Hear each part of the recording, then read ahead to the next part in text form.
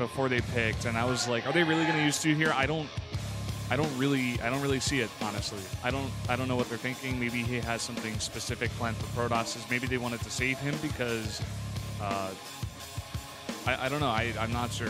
Honestly. This is one of those coach decisions that it just really it doesn't stand out to you when you look at it from a distance as an obvious pick. But when you're the coach of the team and you make a choice like this, you know, coaches know best. There's no doubt about that. And he might be saying, you know what, I'm ready for this. I know how Zest plays. I'm really good against this specific play style that he's showing, you know, and I can deal with it. So I'm really excited, actually, in one way. I'm a little bit surprised, but just excited in that I really feel like he could show us an amazing game. Because if he's the one who's being picked here and they're really investing in him, because if he loses, then Zest is one game away from taking all kill. I feel like SoO is going to show us an incredible game. He has to. In fact, his team is in big trouble. Yeah, I agree that the coach did make a big decision here, and I feel like SoO is very confident if he was going to be picked here. I believe they talked together, and SoO was like, I'm ready. Yeah. Well, looks like the players are ready. The lobby is up and hosted. And we're going to jump into it right away. This is the 2014 Round 1 Playoff Finals with Brennan and Wolf.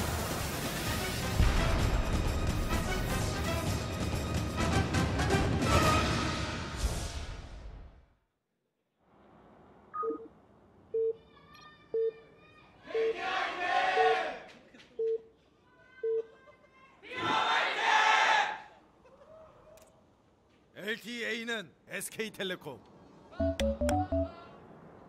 Up here in the top left, on a streak right now for KT Rolster, the red Protoss, Zest. Looking really solid. And his opponent to the bottom left for SK Telecom T1. A surprising pick. It's SoO. And we'll see how he does. If he's actually able to pull off this win, he's going to show an incredible game. And the thing is, it's not to say that Zest is like the best Protoss versus Zerg player there ever was. It's just that he played so well against Soki, who you would think, just based on his recent results, would actually better in the matchup in Zerg versus Protoss. The player to win it almost like for sure. It was a great pick. If you think about the two players together, just individually head to head, and then you look at SoO and you think he's just kind of like in this matchup, not specifically great against Protoss, and I wonder what he's going to show us. He's going to have to play the game of his life here. Yeah, something I've noticed recently on this map, Zergs have been doing pretty well. You know, Ruro did win a couple of games in Protoss, I think, in the first round. He also did win one just yesterday against Rain. And, maybe Zergs are confident in this map. Maybe they wanted to send out a Zerg on this map. Maybe SoO is very comfortable here. That's a good point, actually, the map.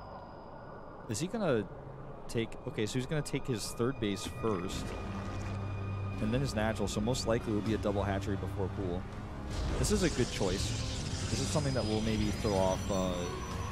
this will throw off Zest a little bit. Zest is also playing Nexus first into Forge by the looks of things. If he has a gateway, that's crazy, but no. There's the Forge. So, I mean, with how this plays out, it's pretty good for SoO. But Zest is not going to be extremely disappointed with this. He would like to have a gateway up instead if he knew.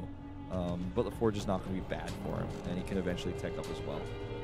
Yeah, for Protoss on this map, going for that gateway first can be decently good. You can wall around pretty well. You can get that Forge up and get that economy going really fast. But once he comes in here, like you said, once you see the two bases, he's not going to be the happiest Protoss ever. Yeah. He sees the timing of the hatch, and he's got to be like, well, when is your pool? And maybe when he sees the timing of that, he might be like, oh, okay. Looks like he might have gone for 3 hatch. Yeah, double hatch. For sure. He's going to realize this 100%. He's going to go over and verify right now with his probe. He's going to be a little bit surprised by this, and he's going to see, oh, okay, so this was the hatchery you took first. That's a little bit weird. But I guess the idea here is if the probe just comes up and looks at the hatchery time, you might turn around. But if you are able to secure your third base, then you're going to be able to secure your natural, of course. And if he had been up against a Forge Fast expand, for example, the probe would have gotten confused when he saw no hatchery, gone to the main base, and not would have bought enough time to actually respond. And of course, he would have been able to add his spawning pool right away. There goes the Cybernetics core, slightly delayed, like we talked about before. Yeah, you go for that Forge first. You have the delay on the gateway coming out, which will lead into that Cybernetics core, and that will lead eventually into some more tech. Sign is really shiny. There's a crazy guy in the back. Everybody saw him. He was here yesterday. Yeah, he cool was. Guy.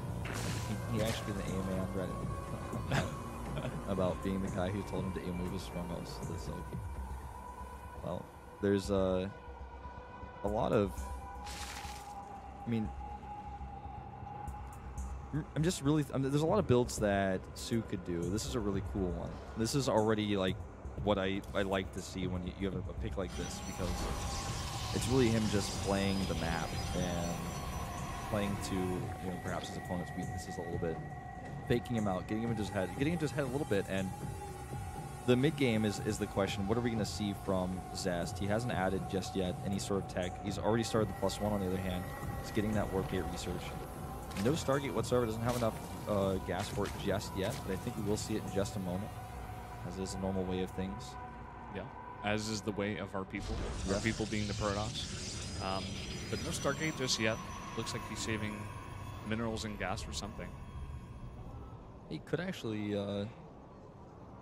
just, I don't know, he saved a lot. He might just take a third base. He does have a probe, it looks like, on the map up there. That would be a good... Or at least something. This oh, is the Zealot. Zealots can't build Nexus. Okay, he's adding 3 gates in the Twilight Council, so he's going to go Twilight Tech. And if you save this much gas, you can go Twilight Council into +2. Ooh, is the Twilight Council going to tech? It's already seen. Yeah, he's already seen that, so that's really frustrating. This has got to be frustrating for Zest. It looks like he was having a little trouble deciding exactly what to go for. And then once he did it, it was immediately scouted. Now he's going to go for his third base. This guy came from Japan. Yeah, he did. He's from Esports Square. I see 2 times. It's like, so that said. We have now the extra gates being added. He's walling off his third base. And if he was planning on doing aggressive timing with his units, he doesn't necessarily have to do that now. And he's transitioning right to that third base. He starts +2. He starts the blink. He's got all the gateways he needs. He's not, however, continuing to produce probes, making a lot of sentries. So we could just see a timing attack here off of 3 bases. I've seen this a lot. It's very parting-esque. But I have a feeling this is not necessarily Zest's plan. We've seen that a lot on this map, even, in fact. Yeah, a lot of timing attacks that love to come across the map here. He's adding a robotics as well. There's just 4 gates here, as well as the 4 that he has in his main and natural that will add up to 8. And that's going to be a lot of production off of that 3 bases. And like you said before, he's not making any probes. He's going to have a lot of production in just a bit here. He's got to really get it pumped up first, though. Might want to hit with that blink and the +2. I mean, he will have an observer to come across the map with it as well, with the robotics finishing up right now. He's not making any additional probes. He's definitely going to commit to this now, and he's got so many sentries to help out as well. The attack timing is really nice. I mean, he has +2 and blink lining up to the T, and here comes the Overseer to confirm. He may even go over and see that there's not even a single probe mining at that third base. Yeah, it's just the Nexus over there. No additional probes were made. Chrono Boost on the +2 and the blink as well. He is going to try to go for those rocks towards the right side of that natural. Here it comes in the Overseer. He's going to see no probes. He's got to know what's going on now. He's making 10 roaches, but he doesn't have +1 yet, and he does not have burrow yet as well. Yeah, blink is done, so these stalkers trying to escape here, coming over to defend that forward pylon. And he's trying to get more units out. +1, like you said, not done. Burrow's not done. Won't even matter with the Observer. The Roachborn very exposed here. Here come the force fields. Decent force fields. And he's going to trap and kill these roaches essentially for free. He's basically going to get it for free. A nice time warp behind for the Zerglings, and all these Stalkers doing so much damage. It's these upgrades, man. He's got the +2 and the blink. He's trading so efficiently. He can even take down this Roach Warren. Unfortunate positioning on that here. He's not going to be able to make any roaches after those 18. Yeah, at least he gets 18 out, man. If that Roach Warren had died any faster, it would have been a different story. The force field's here very late, on the other hand. He's going to lose a few sentries for it. but he loses all the roaches here. I feel like the production, though, for Zest may allow him to hold. It's all going to be about the micro here. His +1's about to finish. He still doesn't have the Roach Warren, though. You know, if he had the Roach Warren with the production he has and the minerals he has, holding this might not really be a problem, but with no more Roach production, that's his big concern. Where's the Observer? Yeah, where's the Observer? He has that robotics facility, but he has no Observer just yet. I think it's coming across the map right now. It I see is a little slowly dot. making its way. At the same time, Zest is trying to get a cannon up. Oh, man, if he has the Observer right here, he wins the game. I'm not sure why it's this late, man. Oh, well, 5 mutas on the way. That's going to be, and that's an interesting choice. 5 spines as well. If he actually just holds this, then he's going to be in great shape with the Mutalist transition, but there's the Observer. And it looks like SoO is out of time. Here we go, time warp down on the road to the Spine Crawlers. So many of them in production right now, but they're not done. The Mutalists are not going to be useful in a straight-up fight here. They're not going to be useful at all. They're not going to have any upgrades. The Guardian Shield is going to mitigate so much damage here. All of his spines have gone down, but besides those 2 behind, they're going to be taken out now. And now the drones are going to fight here. Nice force field there with all the drones blocking them out. And the +2 with Blink on these Stalkers is just so much right now. It's so much, man. He's even killing the destructible plates there for a second. Here we go, force field's down. Broodling's actually come through for him on the other hand. I just don't think he has enough. With the next round of Warp Ends and continued Blink Stalker micro, it just doesn't look like that SoO is going to be able to hold. He lost the hatchery and therefore the production. He's trying to continue to produce Mutalists here. I think his theory is if he can actually hold this back, the Mutalist will be what he wants. It could be just that, but like you said before, he lost his natural. He only has 2 bases now against 8 gateways from Zest. These super heavily upgraded Blink Stalkers just trade so efficiently. He's going to come in here. There's just not enough units on the ground for SoO. The Overseer goes down. Yeah.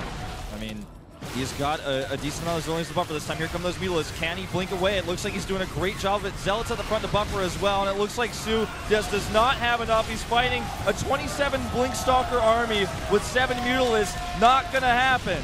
Zest looks primed to take his 3rd match in a row against SK Telecom. SoO looking defeated. Here's the blink forward. And this is going to be it. Burrowed Roaches just hiding and waiting. The Stalkers are dancing. They blink into the main base. This is crazy. He's got 27 Blink Stalkers. They're going to be able to kill his hatchery in no time. 45 drones to 44 probes. It just does not matter because they're going to start to fall right now like dominoes. Like you said before, he's just waiting. GG! Zest, 3 wins in a row. 1 win away from the all kill to take his team to win the first round playoffs with a 4-0. 4-0 is possible now. It almost seems likely with how well he's playing. Oh man, this guy looks so confident right now. He's playing incredibly well. All of these 3 games, such efficiently, awesomely well-timed builds, just taking down one after one after one. Super strong SKT players, and you saw Flash and Stats in the booth over there just looking bored. They're like, well done, man. I guess we're just gonna go home without doing anything. Like, yeah. Zest is really pulling this for KT right now. KT's got to be so happy. I think it's time for Classic, because Classic is the player who can get a reverse all kill. Harding, I do not think can do that. I don't think he's capable of it. He's got a lot of charisma. His builds are crazy and unpredictable, but I don't think he has what it takes to get a reverse all kill. I think Classic does have what it takes. It's going to be a momentous task.